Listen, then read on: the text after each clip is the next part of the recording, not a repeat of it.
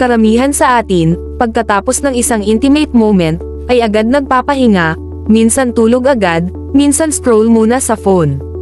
Pero, teka lang, alam mo ba na may ilang bagay kang dapat gawin agad pagkatapos makipagtalik, para mapanatiling malinis at ligtas ang katawan mo?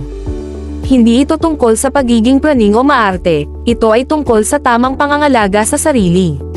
Dahil minsan, ang mga maliliit na bagay na yan ang nagiging dahilan ng UTI, pangangati, o iba pang discomfort na sanay na iwasan kung may kaunting kaalaman lang. Kaya sa video na ito, pag-uusapan natin ang 3 mahahalagang hakbang na dapat mong gawin pagkatapos ng pakikipagtalik. Simple lang sila, pero malaking tulong para sa kalinisan, proteksyon, at kalusugan mo at ng partner mo. Bago tayo magsimula, tandaan, ang pakikipagtalik ay isang natural na bahagi ng buhay ng mga responsable at adult na tao. Walang dapat ikahiya rito, pero dapat may kaalaman at respeto.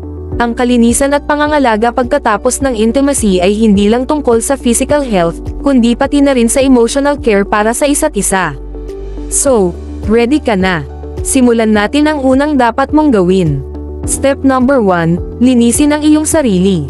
Ang unang dapat mong gawin ay simple pero sobrang importante, linisin ang sarili. Hindi dahil marumi ang ginawa ninyo, kundi dahil natural lang na may bakterya at fluids na dapat alisin pagkatapos. Para sa mga babae, gumamit ng maligamgam na tubig at mild soap para sa panlabas na bahagi lamang. Huwag magdusyang o gumamit ng matapang na sabon, dahil maaari nitong sirain ang natural pH balance at magdulot ng infection. Para naman sa mga lalaki, hugasan din ng maayos ang maselang bahagi gamit ang mild soap at tubig, siguraduhing tuyo bago magbihis. Ang simpleng paghuhugas ay nakatutulong para maiwasan ang UTI, skin irritation, at maging mas komportable pagkatapos ng intimacy. Isipin mo lang na parang pagkatapos mag-workout, kailangan mong maglinis para mawala ang pawis at bakterya. Ganoon din pagkatapos makipagtalik, isang simpleng hugas ay malaking tulong sa kalusugan mo. Step number 2, umihi pagkatapos makipagtalik. Ito ang madalas nakakalimutan ng marami, ang pag-ihi pagkatapos ng pakikipagtalik. Pero sa totoo lang, isa ito sa pinaka-epektibong paraan para maiwasan ang impeksyon. Kapag umiihi ka, tinutulungan mong mailabas ang mga bakterya na maaaring pumasok sa urinary tract. Partikular itong mahalaga para sa mga babae dahil mas maikli ang kanilang urinary tract, kaya mas madali silang tamaan ng UTI. Kaya huwag mong ipagpaliban, kahit antok ka na, iihi ka muna. Simpleng habit, pero malaking tulong sa kalusugan mo. At para mas maging epektibo, uminom din ng tubig pagkatapos. Nakatutulong ito para mas mapadalas ang pag-ihi at mas mabilis mailabas ang anumang bakterya na naiwan sa katawan. Hydration equals protection. Simple, pero life-saving. Step number 3, magpahinga at alagaan ang connection.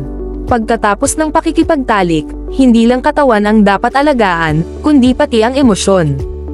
Kapag intimate ka sa isang tao, naglalabas ang katawan ng oxytocin, ang love hormone, na nagdudulot ng closeness at bonding.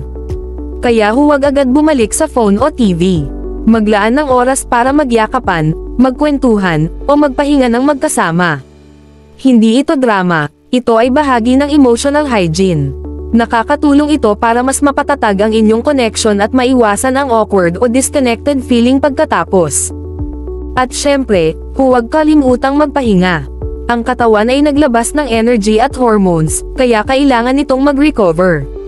Maglinis ng paligid, uminom ng tubig, at matulog ng maayos.